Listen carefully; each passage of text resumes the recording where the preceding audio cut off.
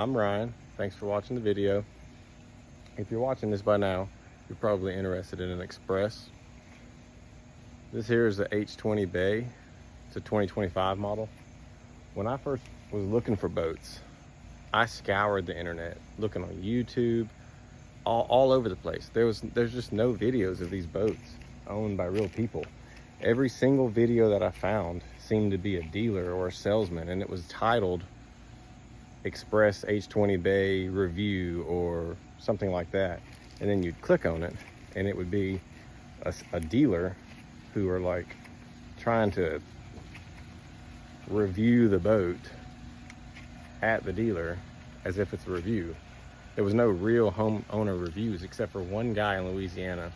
I'll try to link him below, but he was the only one, and it was like a 22 or 23 model, I believe, but he was the only one. And it was a pretty good video. It gave me a pretty good idea of what I wanted. But I ended up going with this one. This is the 2025 HB20.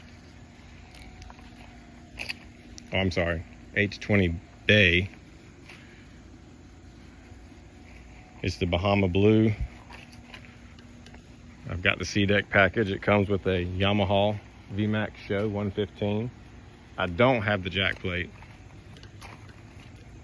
I don't have the hydraulic steering.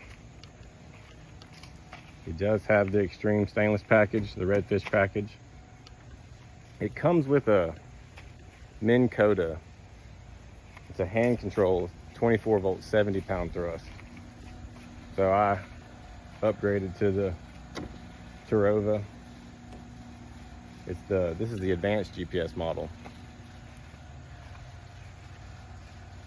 This one, I believe it was 2,600. I think it was 2,600 extra. In this video, I'm not gonna lie to nobody. I'm not gonna be one of those guys who won't tell you the price. I believe this boat here, total price was $41,000 out the door.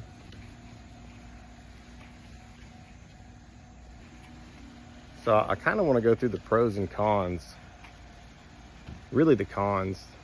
The pros are kind of, for me, they speak for themselves. I mean, the boat is awesome. It handles amazing. I fish down in Perry, Florida, like the flats, you know, 2-3 foot water all the time. And I was running a 16-foot fiberglass Sea Fox before, and this one right here, this is a 20-foot. It honestly will go shallower. It'll actually handle much shallower water. I've already found that out. But I kind of want to go through the pros and cons. I don't want to just talk too much. I want to actually get into this. So first thing right off the rip is it comes with a 70 pound thrust hand control. It's permanently mounted. You can see where I mounted mine. Those are the holes at the dealer, I guess, plugged with screws. That's where the old one was. This one is, the holes are a little wider. So, and it, from the dealer, they mounted this for me. They did not mount a bracket on here. So the one that comes on the boat's permanently mounted. You can't remove it. It does fold up. It's a hand control, so it's a little different. This one, they mounted it permanently with no bracket. The problem with that is, if you can tell from here, this distance right here, when this comes off the trailer, like, this is something that's so important to me. Every single dealer should know this. They probably did know it and they just skimped out on it. When this comes off the trailer and it goes down over this guide right here, you can see all the scratches and scuffs right here where it goes over this rubber guide. The first thing that's going to hit as soon as it clears, if you're not perfectly in the water, which every boat ramp's different, this is going to hit. The first time I took it off the trailer, I was thinking about it and I was watching very carefully. I stopped and got out and had to pick the boat up so that it didn't hit right here. This will hit right here, 400% fact. It will tear that off of there and you will be pretty upset. Luckily, I had this slide bracket right here.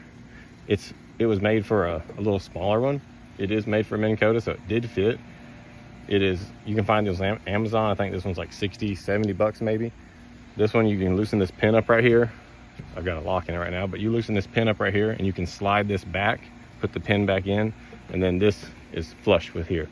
So you're clear to go. Now that means you got to slide it back forward when you're in the water, but that's no big deal. Next thing I was kind of a little upset about is right here. The old trolling motor, I'm assuming, was flush here, and then when they put this one in and mounted this down, they cut this plastic for whatever reason. Now the dealer did send me another piece of plastic after I complained, but it doesn't have a quick plug, so I haven't done that yet. So I haven't put the new plastic on. I'm eventually going to do that. It does have a trim switch up here, which is nice for when you're fishing on the front. You can quickly just trim it up and down. This is the 80-pound thrust advanced GPS. It's not the iPilot. I do love it. It's a lot more noisy than my last one, which was a Motor Guide XI3. It was a smaller boat, or I would have kept it, the Motor Guide. I did like it more. I honestly did. This one works great. It's just a little more noisy. I'll go over the remote in a minute, but the remote for it has froze up on me about 3 times.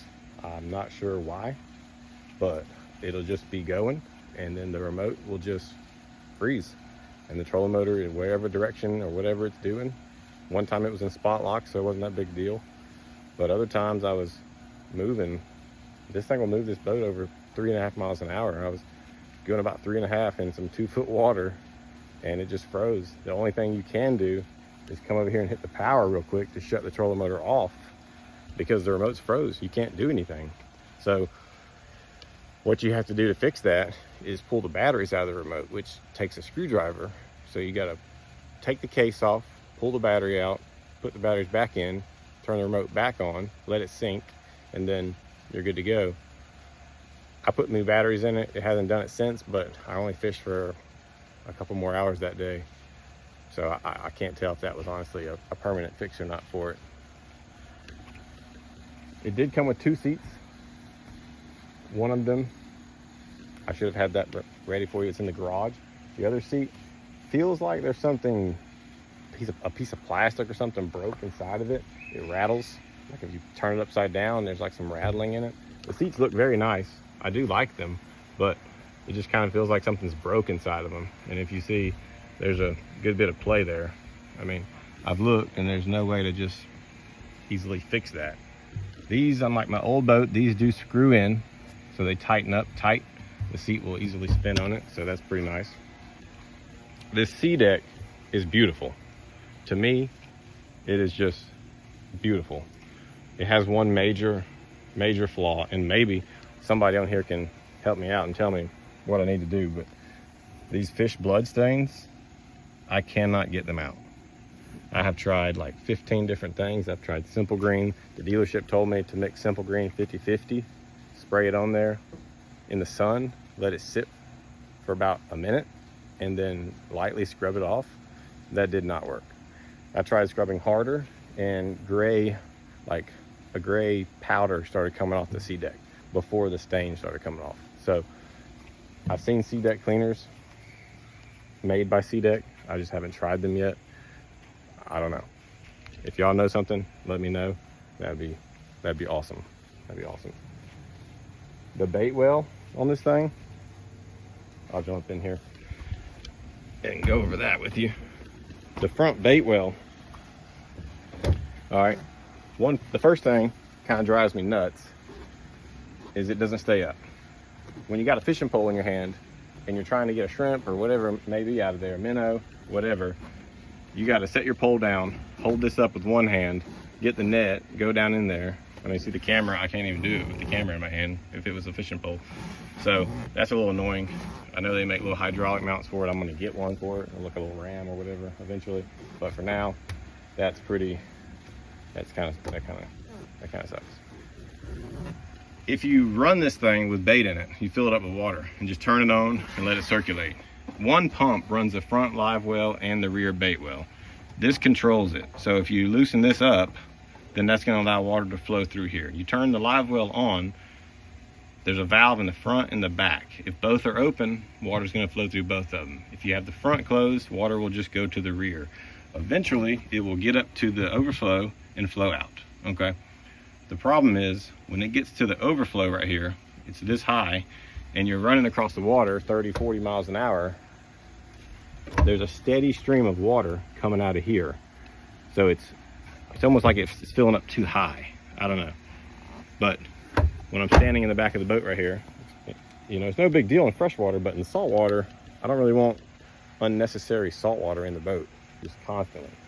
So when I'm standing here driving, I'm constantly getting water flow splashing onto my legs, and it's a little bit frustrating that they couldn't have made that a little bit better.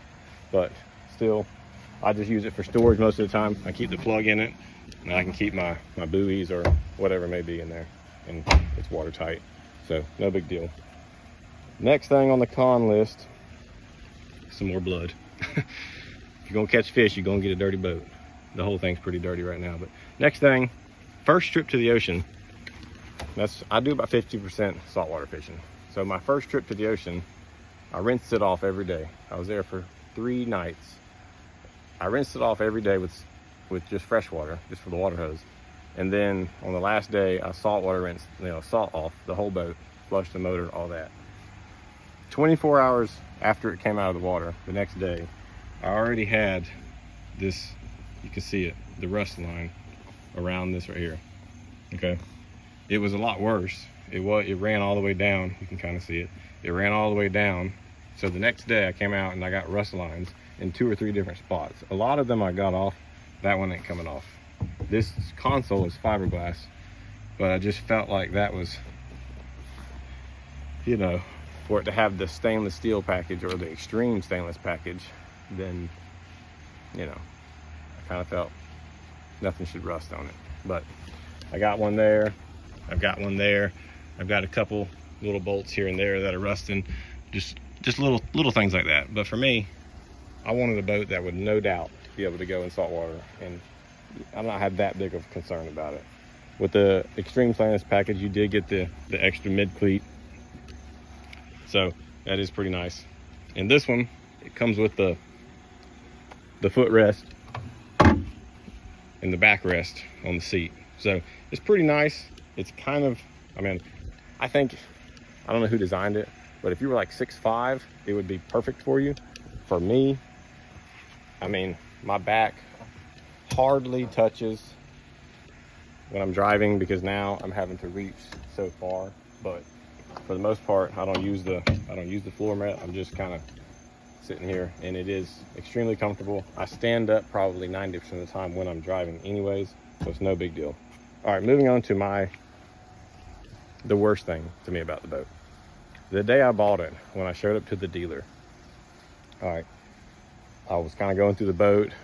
I was in, I don't know what the word is, starstruck, shell shock, whatever. I was actually getting me a brand new boat, and I was pretty psyched about it. But I still tried to go through the boat and find anything that might be wrong with it while I was at the dealer. I did buy it like 2.5 hours away. They had the best price. So, but when I walked up to it, the first thing that I did, I grabbed this seat right here just as a rest, and I felt like it was loose. So you see, right, it's a little bit loose. Okay, immediately I showed the salesman it, and he walked up to it and was like, oh yeah, the screw is loose, right? No big deal, we'll just screw the screw back in there, you know. And so he comes out with a drill while I'm doing paperwork, and he tries to tighten it up, and ended up saying the seat's stripped, but they'll order me a brand new seat and send it to my house. Okay, this is the 6-month review, so I've had this boat 6 months. They did send me a seat. It came in about 3 weeks or so. I had put a bungee cord around here to hold it on because, I mean, as you can see, the seat is completely not attached. 1 bolt or 1 screw holding. There's 4 screws. The whole seat is soft through and through. There's like a thin piece of plastic in there, and when you screw the screw through, it goes into the plastic and just sucks it up to it, and that's it. You put 1 pound of pressure against it and it strips it out. I put the new seat on. 3 months later, my buddy was in the boat. He leaned against that right there, popped it right off. So here we are. The seat is broke again. I have not contacted the dealer yet because I'm thinking about trying to figure out my own way to reinforce it a little better, because right now just 2 screws here and 2 screws there in basically seat cushion, that's not going to do it. I mean, that's not going to cut it. All right, we'll go through some compartments. We got the Livewell here in the back. It's a pretty big Livewell, honestly. I use it, normally I don't keep fish alive when I'm fishing. If I'm trying to keep fish, like trout, redfish, whatever it may be, I can put 60 pounds of ice in here. I've already done it, and it wasn't quite full.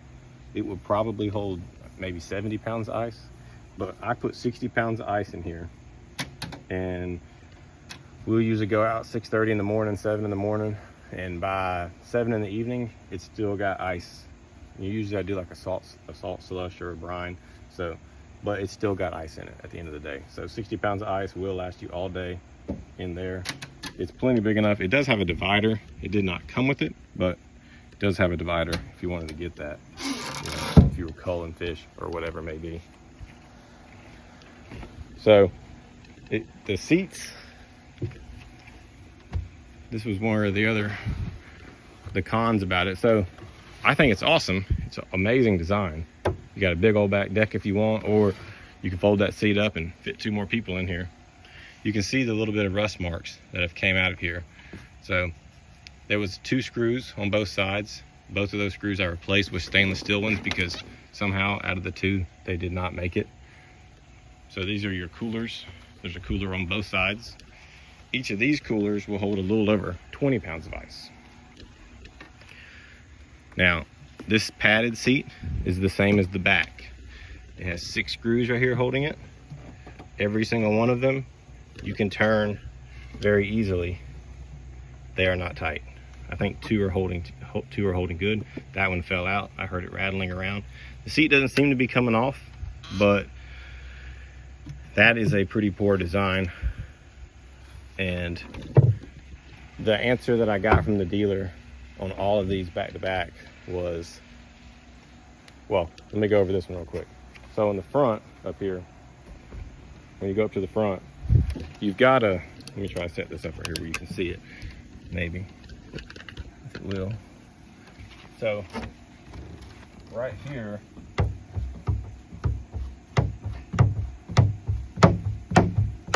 can hear that, right? That is horrible to me. I mean, horrible to me. Like, it's I don't know. There's ribs under there, and the aluminum's welded to the ribs, and they just missed it. I got up in here and looked, and there's about 4 welds on each side, and there's only 3 on this side. So Xpress just missed a weld there. And when I sent a video of that to the salesman, I'm in Georgia. I bought it down in Southwest Georgia, 2.5 hours away. When I sent it to the salesman, he told me that they can fix it, but I'll have to bring it to the dealer. They're gonna send it all the way to Arkansas to the Xpress plant, have them fix it, and then send it back to me, and it could be as much as 2 to 3 months without a boat. That's crazy. That's crazy. That's crazy. So there is a major flaw there. If something's wrong, the hole has a lifetime warranty. If something's wrong with it, it's got to go to Arkansas. So to me, that is crazy. So we'll go through some more storage on it. On the front right here, if the seat's here, this is kind of you know, it's working right this minute, but when you're on the water, that is, you know, hardly gonna work. It's all right. One downside, it's very, very noisy. Very noisy. I tried to put these little pieces of rubber on here. That was kind of useless. Pretty cool though. You've got a nice little tray right here that's pretty much waterproof. I have a whole bunch of junk in here right now. Life jacket, fishing stuff, bug spray, you know, all that. This one's pretty waterproof. It's been through some pretty good storms and no moisture has gotten in this one at all. So I am impressed with that, I will say. Now in the front right here, the whole front of the boat that you see, the whole thing is hollow. So as far as you can go up in there, you can reach. You got storage all the way up in there. I have all my life jackets in here. The Xpress boats come with a nice little waterproof bag. It has the manuals, everything like that in it. Extra plugs, whatnot. So that's pretty nice. That's how you can get up in there and access the front to pull wires through. You can get up under there and see those ribs that I was talking about that aren't welded completely.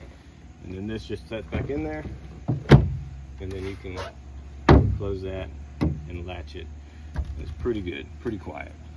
So in the H20B, this one, you've got 2 rod storage on both sides.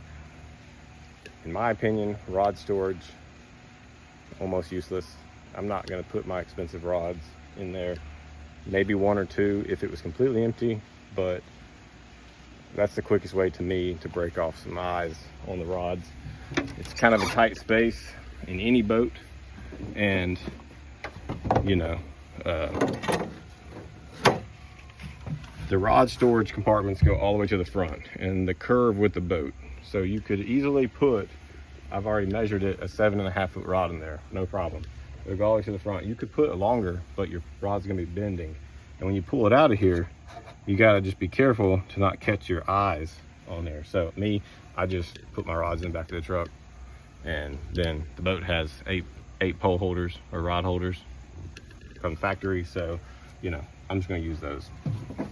It does come with a nice, probably 5 foot LED light pole that goes on the back of the boat.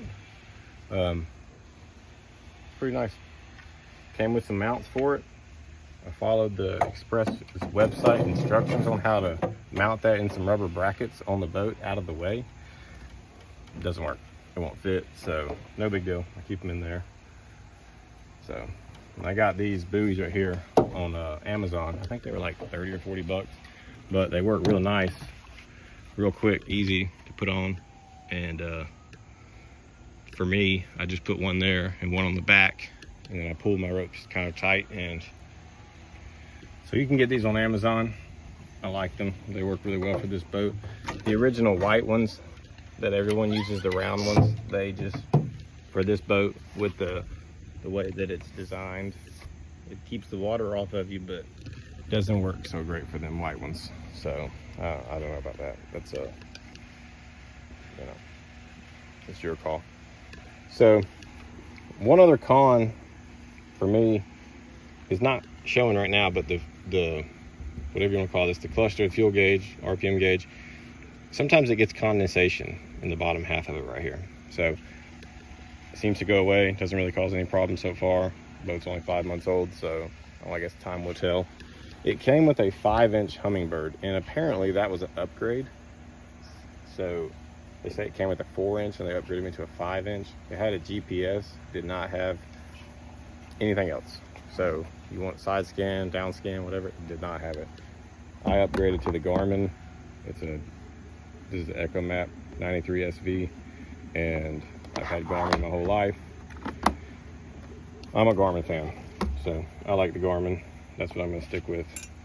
Got this nice little lanyard right here for you.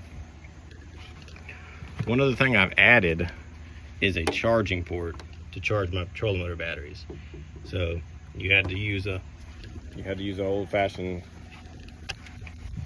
charger with the alligator clamps, you know, to do that. I mounted that nicely back there in the back. I did mount it on a little spacer, so it's just a little bit off the floor. It's supposed to be waterproof, but you know, I don't trust anything nobody says. I've mounted the fire extinguisher here. You can see the trolling motor batteries. One thing it did not come with was a, you know, I think they're called Perco switches, or I just call them battery kill switches, where you can cut the battery, cut the power to it if you need to. My last boat is a 50 horsepower Mercury. It caught on fire. It was an electrical fire. It wasn't good. When it caught on fire, I had a bigger fire extinguisher than this. So I'm kind of shooting myself in the foot here, not having the big one, because it took all of 10 minutes to get the fire out. I did not have a switch to cut power to the electrical, and the wire was too big for my fishing needle nose that I had. I could not cut it, and it just kept sparking and arcing and kept burning and kept burning. And luckily it didn't burn the boat down, but it burnt the motor to a crisp on the water, and that was pretty scary. I had my wife with me, so that wasn't awesome. I added this little bag right here for my remote and stuff. Just a little sticky.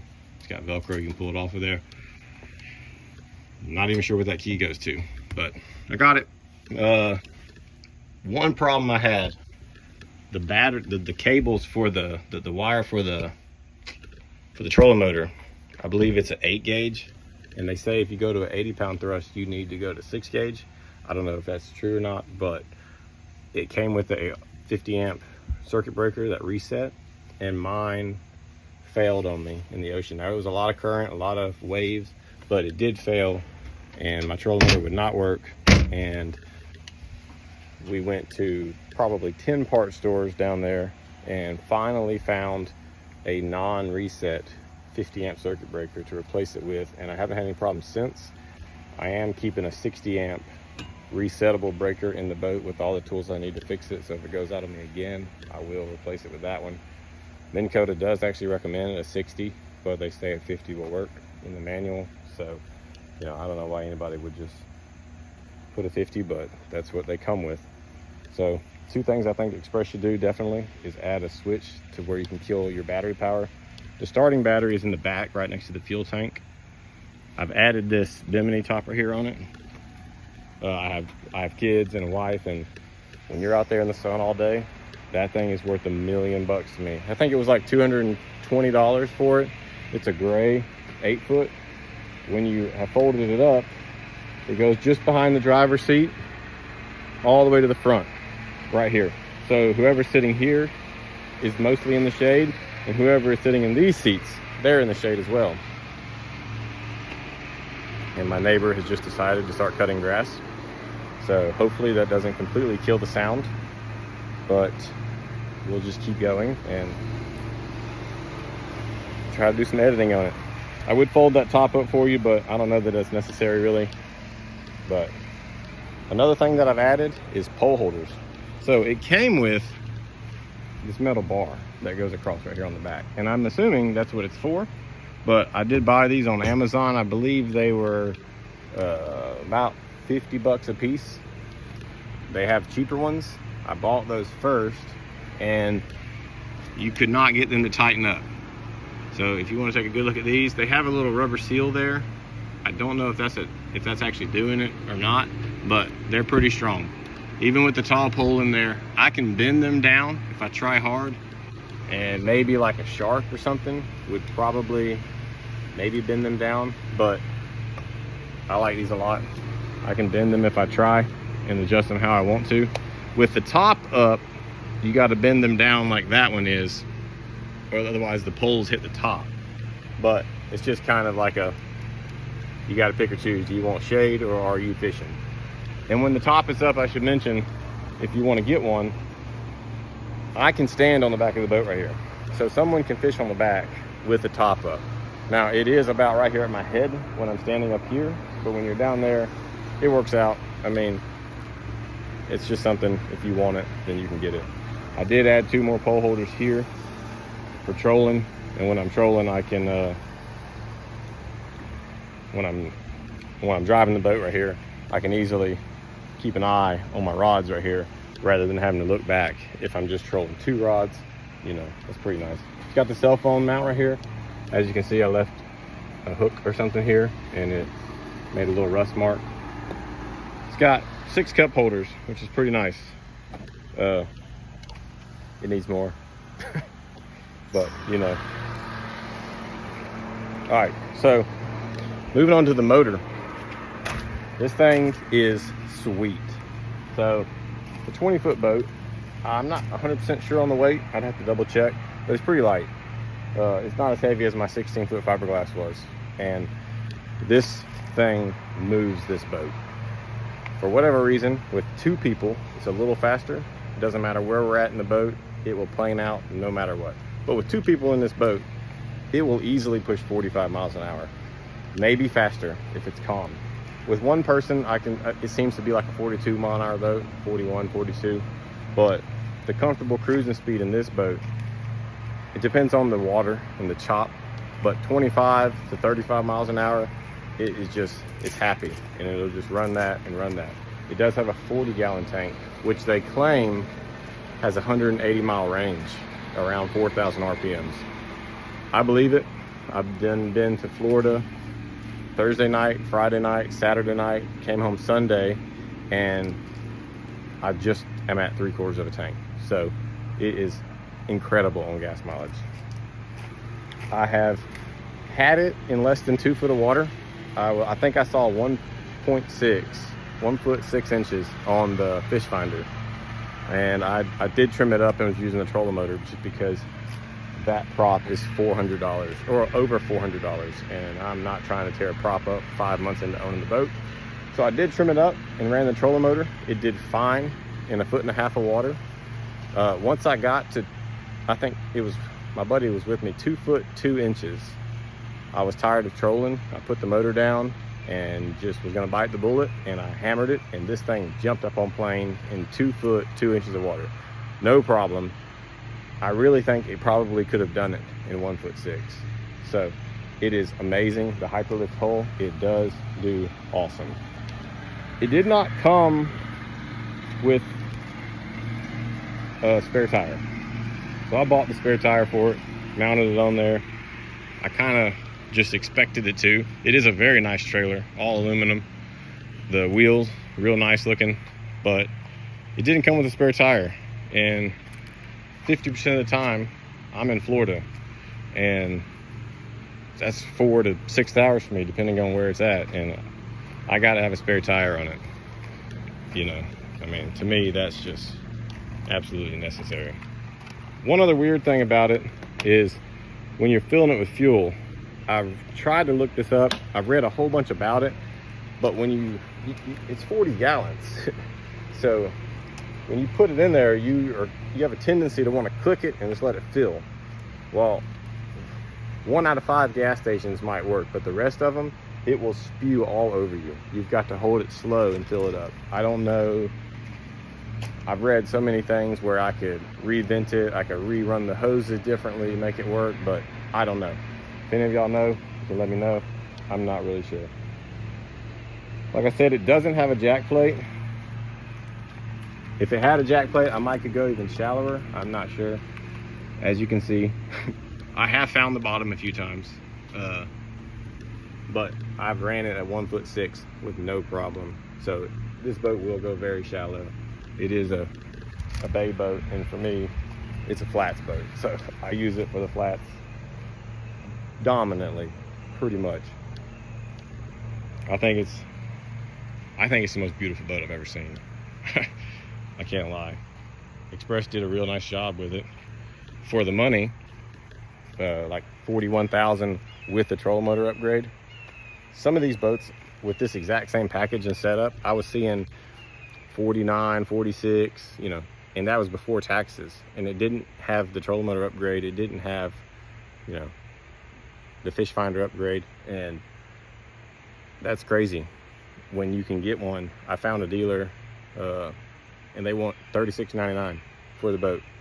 So upgrade the trolling motor, I think it was $2,600. And then I ended up buying fish finder later, and for $41, this boat, I mean, I was looking at Excels and Frontiers, and there's just no way. I mean, there's so much more money, and all you're getting is a hull and a motor, and that's it. No fish finder. And for me, this thing is all I need. I've had 5 people in it, four people fishing. No, I've had 8 people in it, but 4 people fishing, no problem. It has been amazing. It is so stable in the water. It is so stable. Me and my buddy, I believe, over 200 pounds each, and that thing, you got to struggle to rock it. It is awesome. So, I mean, I can't complain about it. I know I sat here and listed all the cons, but that's because there's not a real video from a homeowner except for that one guy, and it was a 23 model. So this is a 25 model. I'm trying to keep the video as short as I can, but I want y'all to have an idea of what you're getting. Any questions that you have, you can comment me. I will definitely get back to you. I want you to know what you're getting. There's so many videos out there that are just junk, and they're just dealers, and they're like, yeah, we're reviewing this boat today, and it shows nothing. It doesn't do anything for you. I am gonna post another video doing a similar review, but an on water test, where I go through and run it on the water and do some shallow water testing, run the trolling motor a good bit. I want to go through and, you know, do an on water test with it, and I am going to do that soon. And then, you know, some of y'all can see how it does on the water. But overall, I would recommend it, but take those things that I said, take those few things and go through them good. I don't know that every Xpress boat's like this, but especially those seats, that drives me nuts, but mine's like it. So I would definitely recommend going through it and having your dealer fix those things before you pick it up, and just be patient. If they got to send it back and get another one, then so be it, or pick another one out and wait. But this one was shipped from Florida to Georgia for me, and I absolutely love it. I really love it. So I appreciate y'all watching. If you've watched this far, if you watched the whole video, you have no idea how much it means to me. I hope that it's helped you. I hope you've learned something about the boat in some way. I'm sure there's something that I've missed, but I hope that it has helped you. I hope you've enjoyed it. Thank you so much for watching. I want to thank the good Lord up above for everything that he does for me. See you on the next one.